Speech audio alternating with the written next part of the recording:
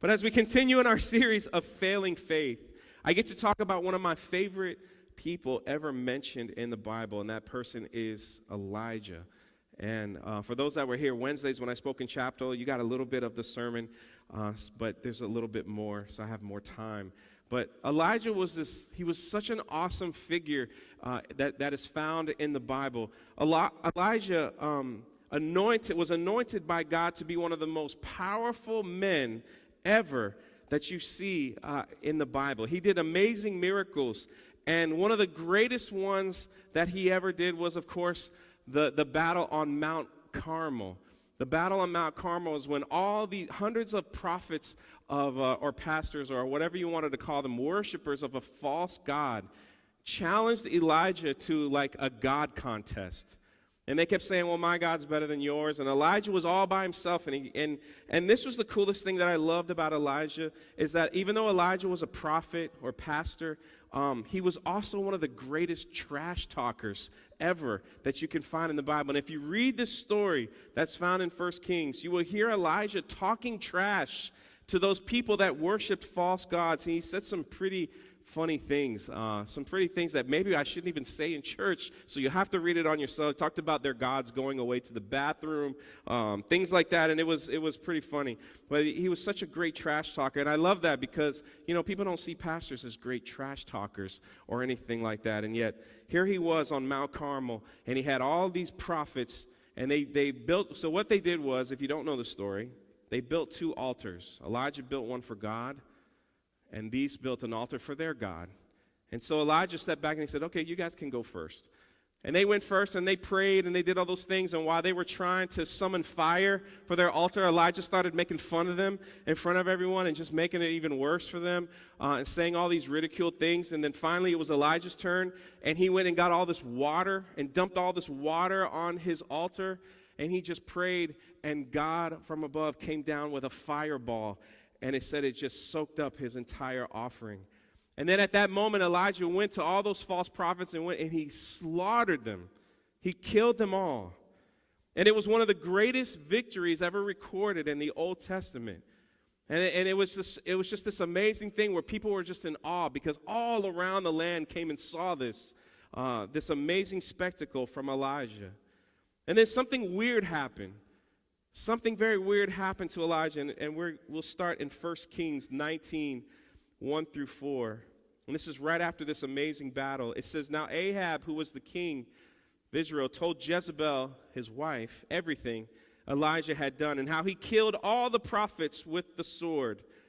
So Jezebel sent a messenger to Elijah to say, may the gods deal with me, be it ever so severely, if by tomorrow I don't make your life like that of one of them.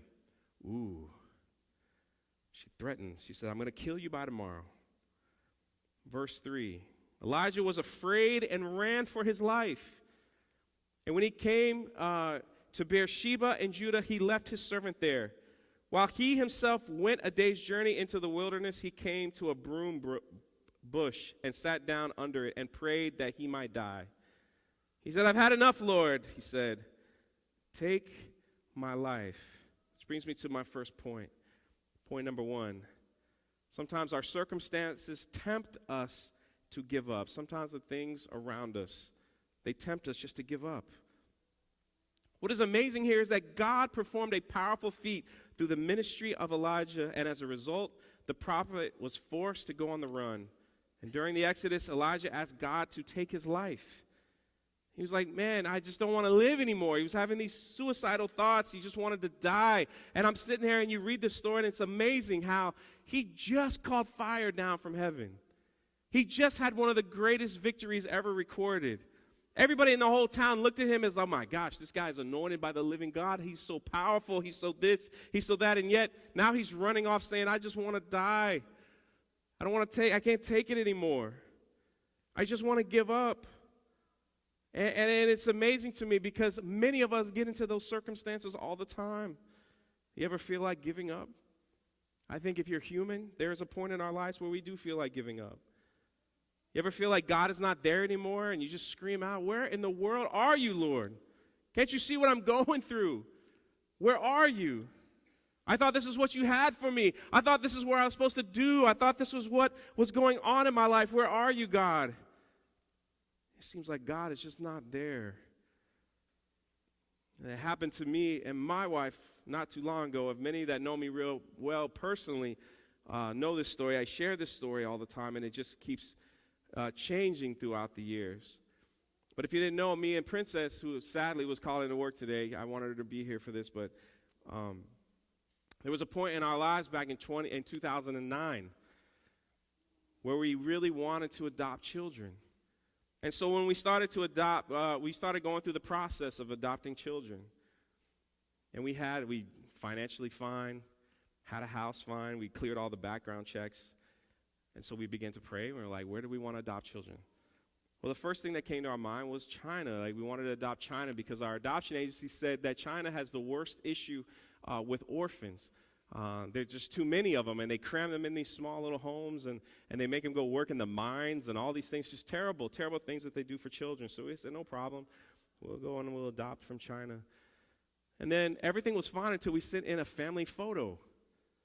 And then, I don't know if you know my wife or not, but there's a difference between me and my wife. She's incredibly beautiful, and I don't know how lucky I got, so like things like that.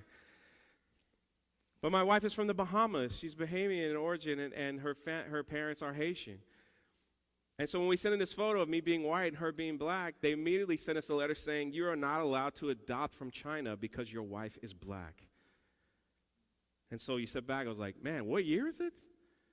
We still dealing with that today? And I said, so we called them, and I called the agency, and I said, so tell me, where can we adopt from? Oh, well, you can adopt from Africa, and you can adopt from Haiti, and you can adopt from Jamaica. And so you can adopt from any nation that is a black nation. You can adopt from there. So, okay.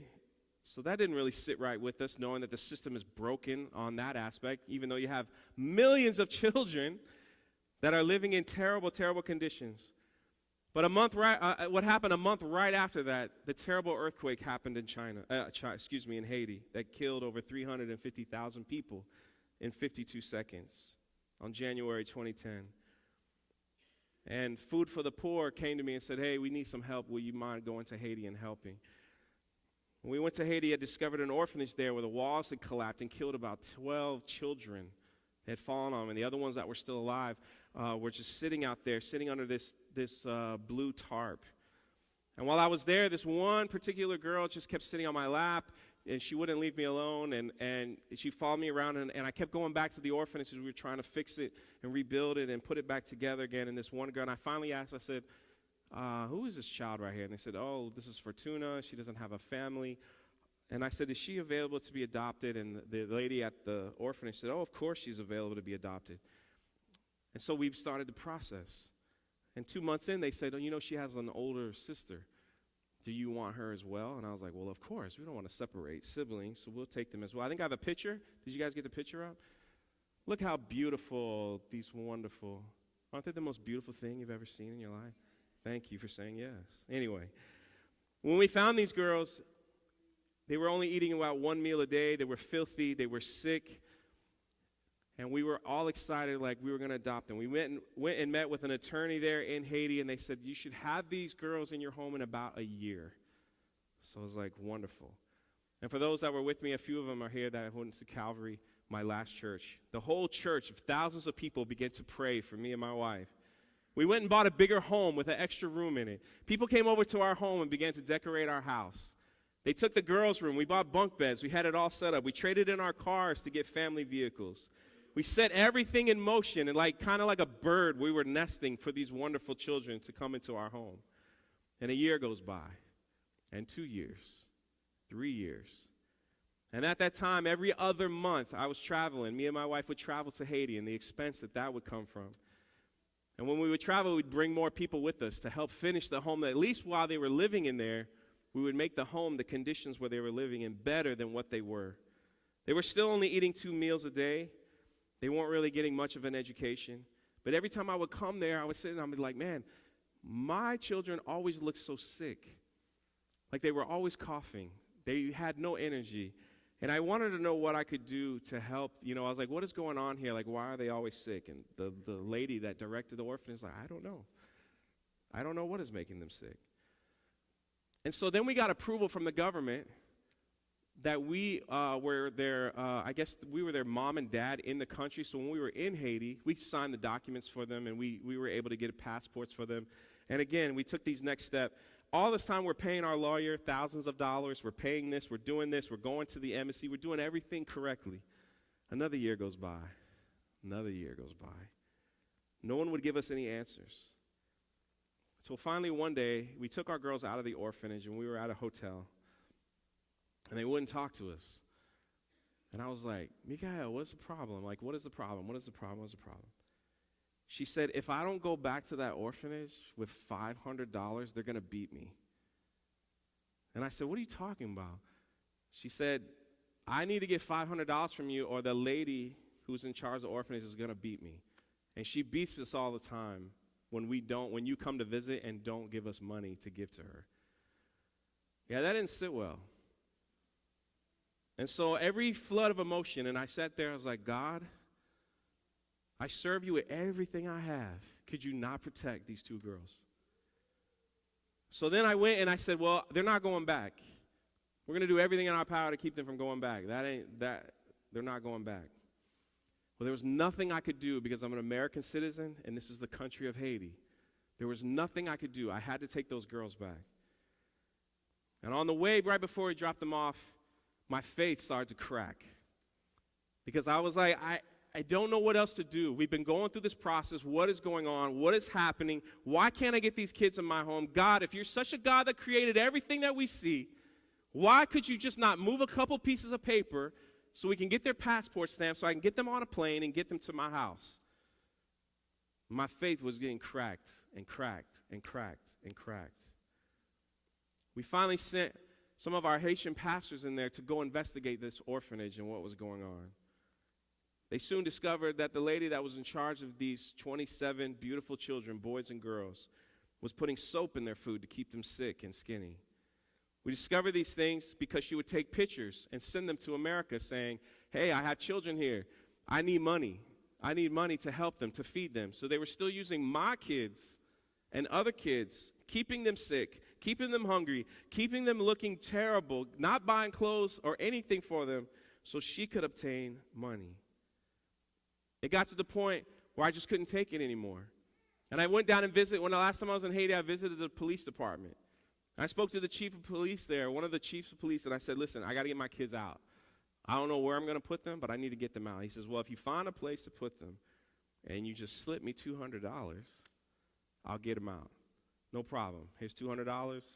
I found a place, a beautiful girls' home that many people from Awaken had already gone to visit it before, who went on that trip several years ago. Who went on that trip? Over here, went on that trip. Didn't you go on that trip? Yeah, some other people, they went and saw where these girls are living at now. But you talk about failing your faith, I'm like, God, I read all these amazing stories about how powerful you are, and yet you couldn't do anything. And we felt in our heart like this is where I was supposed to do and what I was supposed to go and where, all these things were supposed to happen. So a friend of mine goes, hey, man, I got a good friend who's an attorney. Let me check on your attorney. So we checked on my attorney and found out he was just taking our money. So that was being washed up. I got so aggravated that I said, you know what, God, I'm going to do this myself. I just don't want to deal with you anymore. You can't even help get these kids like food for these children. How dare you? How dare I lift my hands in worship to a God that won't do these things? And it was a really rough time for me in my faith, I'll tell you. I wanted God in heaven to move mountains. And I wanted him to hurt anybody who hurt these two girls. And I wanted a front row seat to see it happen. We went to the embassy, and they wouldn't let me in to my own embassy, the U.S. Embassy. I stood outside with my wife for however long. I called my brother. This will have to be edited out of the video, but oh well, it's live, right? Okay, put it down. My brother works for everybody got that? Okay, so he works for certain people that made a phone call that got us into the embassy. We were rushed into the embassy all the way to the head office, and I said, listen, what is the problem here? What is the issue here? Why can I not get these girls out? What is the issue here? And they said, well, where they were staying, their paperwork is wrong. The lawyer didn't do this, and this didn't do this. And I said, well, what do I have to do? What do I have to do to get these kids out? And they said, you can't get them out. Why? They're too old. They were too old 2 years ago. Did anybody not tell you that? No, they did not. Nobody told me that. Nobody told us that. And so here I have these two kids in the U.S. Embassy, and in their minds, they're thinking they're getting on a plane, and they'll never have to be in this place again while we are speaking English, and them not quite understanding what is going on. They started singing praises to God in the U.S. Embassy that they were leaving and heading to the States. My wife, who speaks the language fluently, she just said, I don't know what to say to them at this point. So, well, let's just take them back to the hotel. Let's just have some fun with them. Let's just spoil them with everything we have, and then I don't know what else to do. And these are two girls that were almost kidnapped into sex slavery. These were two girls that were eating one meal a day, that were being poisoned by people that they should have trusted. These were two kids that were hungry and sick and did not have proper clothes or medical treatment. These were two girls that had two Americans that wanted them so desperately in their home. And I sat back, and my faith was so cracked that I did not want to preach anymore. I did not want to talk anymore. I was just going through the motions at the church that I was at. And I just said, God, how could you? I just don't understand. I wanted to see the earthquake. I wanted to see the miracle. I wanted to see the wind. I wanted to see the phone ring and someone call and say, hey, man, I got it covered. Come pick your kids up. And everywhere I went was a reminder to me that my girls that I love and still talk to today are not in my home. We had an empty bedroom. We had people asking us on a regular basis, how are the kids, when they coming home? Then you had Christians who, Christians are Christians. We're all Christian. I'm a Christian. That would go, well, it's just God's timing. I understand that. You just don't say that to people when you're going through struggles like that. And my faith, as shattered as it was on a trip. It was on this one trip. But over the past years, I started bringing people there to Haiti. Almost every 3 months, I was bringing different groups, different churches, different organizations to pour into where my kids were living, to pour into this home, to pour into their school, to pour into their church, to pour into these girls' lives. And it was one particular trip that a man, he said to me, he said,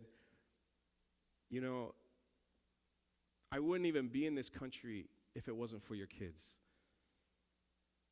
We came to Haiti because all you did was talk about how much you love these girls, and we wanted to meet them. This man almost donated $500,000 to rebuild a village where these kids came from. And he would hate it if he found out I was talking about him, because he didn't want me to mention who he was or his name or anything like that. And it made me step back, and I said, God, I really need to hear you. Because for 3 years, I kind of took my faith and put it in a box and just shoved it over and just went through the motions. It brings me to my second point. God does not always operate in the realm of the spectacular. And that's why this story is just so relevant for me personally. And I don't know about you, but I want to read here, and because I want to read the ESV version. If you see 1 Kings 19, let me turn there. I think it's on the board, correct? 10 through 12. We'll read it together. Can you put the slide up? Yes. He said, I have been very jealous for the Lord, the God of hosts. For the people of Israel has forsaken your covenant, thrown down your altars, and killed your prophets with the sword. And I, even I only, am left. And they did seek my life to take it away. And he said, go out and stand on the mountain before the Lord. And behold, the Lord passed by, and a great and strong wind tore the mountains and broke into pieces the rocks before the Lord. But the Lord was not in the wind. After the wind, an earthquake, but the Lord was not in the earthquake. And after the earthquake, a fire, but the Lord was not in the fire. And after the fire, the sound of a low whisper.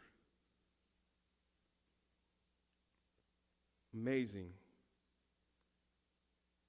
The Lord was not in the wind, was not in the earthquake. The Lord was in the whisper. Why did the Lord whisper to Elijah? To show Elijah just how close he really was to him. You know, when you're standing right next to someone, you don't really scream in your ear. He whispered to show Elijah, I'm right here. And many of us right now need to stop and get quiet and listen for that whisper.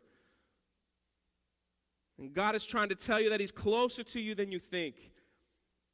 But what do? What did I do? I drowned myself in busyness. I drowned myself in entertainment. I drowned myself with work. I drowned myself in bitterness. I drowned myself in anger. And God that entire time was trying to whisper something to me. I never stepped back and listened to the whisper. And because I didn't do that, I began to believe things that were not true. Point number 3, don't believe the lie that says you have to face your problems alone. You see, I learned something so important when I took so much time away from ministry, from busyness, from all these things, just to listen and hear the whisper of God. Me and Princess want more than anything in the world to have those 2 girls in our home. But if we're really honest and we step back and we looked and we saw the beautiful ministry that came from these 2 girls that were more famous in America than they possibly could imagine. The amount of ministries that came through that place just for them, they'll never know. The amount of people and money that was spent just for them, they'll never know or understand. And because of that, over 35 girls were rescued off the streets because of those 2. There's communities in Haiti now that were built because of those 2. Because of those 2, there was a village of 900 people, of people that were living in holes in the ground, up into the mountains, that were completely transformed because somebody wanted to meet those 2 girls that I kept talking about over and over. They went to Haiti, they saw this village and said, that's not good enough, and they changed every aspect. Those people are farming now. They built fish farms for them. It's the most coolest thing you've ever seen. It's like swimming pools. They fill them with fish. And this community of 900, is probably more than that now, are selling fish. They have money. Their kids are going to school, all because of those 2 girls. The amount of churches that were launched because of these 2 girls. I took churches that wanted to be involved because they heard the story of Mikael and Fortuna. They began planting churches in that country. I just needed to sit back and listen to the whisper. Is it still painful? Of course it's painful. I miss them all the time. Thank God I got them all iPhones. We could FaceTime and we can talk and see what's going on in their lives and all those things like that. But the truth of the matter is, if you don't sit back and listen to the whisper, you will start to believe the lies that the enemy will tell you. And what you do not understand is that there is a battle going on for your thought process and in your mind. The enemy, which we call the devil, will do everything in his power to attack your mind and make you believe things that are not true. He will whisper things in your ear to keep you angry, to keep you bitter, to make you believe that you're not valuable, to make you believe that everyone's against you, to make you feel that you're not important or that you're not worth anything. He will make you believe these lies. Romans 12:2, I don't have the verse up there, but if you write that down, Romans 12:2 tells you that every day we must renew our mind. And there's a reason for that. Every day we must renew our mind. You see, Elijah, the most powerful person that I see in the Old Testament, he thought he was alone. It was a lie. Many of us here think we are alone in our issues, in our problems. Don't believe the lie. Begin to renew your mind. How do you renew your mind? That's an easy Christian catchphrase. Hey, just renew your mind. Just do this, just do that. But I got a beginner's course for you guys. So if you really want to know how to renew your mind every single day, write this down. I got 5 things here that will help you. Start. Oh, look at everybody starting to write. How that makes me happy. Look at that. It makes me happy. I'm looking at those that aren't writing. Maybe you know something I don't know. This is I did not get this offline. This is something that I did personally. So I pray that it works for you. And it didn't happen overnight either. It took some time. But number one, and I still do this today, every morning before you do anything else, before you even brush your teeth, I find 5 things that I'm thankful for. And I tell God for those 5 things, even if it's just little things. Some of us are going through some hard times, and it's hard to find anything to be thankful for. And I sat there and wait some days where I was like, I'm not thankful for anything, but no, you wait long enough before you do anything else. I find 5 things, and I thank God for them every morning. Once a week, I make it a habit to tell someone why they are important to me. Whether I take them out to lunch, send them an encouraging text, I call them, or a small gift. We all have people in our lives, even if it's just one person, that is important to you. At least make a habit of once a week telling them how important they are to you. You know, I have no idea how long that goes in someone's life. Someone told me yesterday, I'm grateful for you. Sometimes it's hard to hear, but it is an amazing thing to hear, and it really goes a long way. Number 3, help someone in need. I know you can't do this every single day, but if you really want to renew your mind, you will get that chance to help someone that is in need. Maybe with a ride, maybe help them clean up, maybe watch their kids, maybe walk their dogs, or maybe just call and listen to them. Make it a habit to try to help someone in need. If you don't know who to help, ask God. I guarantee you he'll put someone in your life, but be careful for what you ask for. Number 4, find time every single day, even if it's just 5 minutes in your car, to read your Bible. If you don't know where to start, I'm telling you, start with the book of John. There is no excuse not to have a Bible. You could download the app for free on your phone. If you need a Bible, we have those. We can give you a Bible that's yours to keep. Make a holy habit, even if it's just one verse. Just try to read one verse in your Bible every single day. Number 5, get into a habit of praying for someone. Just pray for one person. Don't pray for yourself, but take time out of your day just to pray for one person. Pray for their lives. Pray for their families. Pray that they have a good day. Find that person. I love what the youth is doing. The challenge was to pray for someone for 21 days, was it? 21 days. I didn't even know they were doing that, and that was already in my message. The youth are being challenged to pray for one person for 21 days straight. How many people in this room could say that they have a habit of praying for people? And I'm not saying pray for everyone. Find one person. I guarantee you, your mind will be renewed every single day if you find 5 things you're thankful for, because what happens is after you find 5, you'll find 10. After you find 10, going down the line, you'll find 20. Then you'll have so many things to be thankful for. After a while, you begin to tell everyone that you love or that has done something special to you how special they are to you. It'll just become a habit. Helping people in need will just become second nature. Just become second nature. Finding time to read your Bible every day, even if it's just one verse, becomes such a habit that when you don't do it, you'll feel sick. And get into the habit of praying for someone, even if it's just one person. Pray for that person. Where are my girls today? They're in a beautiful girls' home, in a safe neighborhood, and they're finishing up their high school. When they finish their high school, after that, then they can apply for a visa, which maybe they'll be able to come and see everybody here in the church. We still visit them as much as we can. The wonderful thing about technology and the internet, we can see and hear from them all the time. And yes, they are no different than any teenager there or child that I know from school or anything else. Constantly asking for money.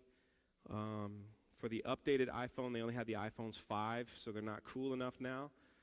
They want the iPhone X, which you're in Haiti. Anyway. They have to wear a school uniform to school, and there's some designer shoe that they want. That's like $180. I was like, no, you don't need that. I was like, man, I sound like my dad. Anyway, but I will say this. It took just a few years ago where me and Princess really found peace about the whole situation. It took years. It took a lot of years. It took a lot of tears. It took a lot of anger. It took a lot of bitterness, and it took a lot of time with God. But we have found peace. And every time I go to Haiti and bring new people, I love to introduce them to Mikael and Fortuna. And one day, I know one day they'll be here in America. They'll just get old enough where they'll apply and they'll be able to come and everything will be fine. And what are the amazing stories that they'll hear and that we'll tell them. And I know people will run up to them, oh, I've been praying for you, and I prayed for you, and they'd probably they'd probably enjoy the attention. What am I talking about? And then I'll take them on the Haunted Mansion ride and freak them out and tell them that's real. That's how America is, at Disney World. And that'll be fun to watch, wouldn't it? Anyway, Dad of the Year right here. So, but it's not easy if we don't step back and listen to the whisper of God. The lies of this world are so thick in front of us. I'm going to ask the worship team to make their way back up. People telling us every day that we're ugly, that we're no good, we're not smart enough, we're too young, we're too old, we're too dumb, we're too unworthy, we're trash, we're this, we're that. It gets to the point where we feel like we're not forgiven, we're not lovable. Why would God care about me? Who am I? Who am I? Imagine what our life would look like if we believed some of the promises in the Bible. One of my favorite ones is that I can do all things through Christ who strengthens me. Imagine walking into your work office every day believing you can do all things. I can deal with all people. Imagine walking into a job interview. Imagine walking into your classroom. Imagine walking into college believing you can do all things and not believing the lies that the world loves to tell you. Sometimes God, He will show up in the miraculous, but sometimes, most of the time, He'll show up in the whisper. And so for those in this room right now, I just want you to know, I don't know why you're going through whatever you're going through. I don't understand God's plan at times. As you know, I still will never understand this whole adoption thing fully until I get to heaven. I'll never understand. Some of you in this room are just angry, and I pray for you that you'll take a step back from your anger and listen to the whisper of God. God is just whispering, saying, I'm sorry, cast your hurts upon me, cast your pains upon me, let me take it. Some of you in here just walked in here and you feel that you're unimportant, that you're ugly and unloved, and God is saying, I just want to whisper to you, you are loved, you are important. You are beautiful. You are not a mistake. You are not what people say you are. Some of you in here are even struggling with your belief that there even is a God. And God is saying, if you just stop and listen to the whisper, I'll reveal how close I really am to you. And some people maybe in this room have even thought about taking your own life because you think the world would be better without you. And I'm telling you, that is the biggest lie of the enemy he could ever tell. If you would stop and listen to his whisper, God will tell you how important you are to him. And that on the day you were born, he has this book. The Bible says he has a book with an adventure, with your name written on it, with a purpose for your life, if you only will choose to take a step towards him to walk it. Stop and listen to the whisper. Truth is, there is greatness in all of us, but there's also a lot of hurt in all of us. People have been hurt by church, hurt by tragedy,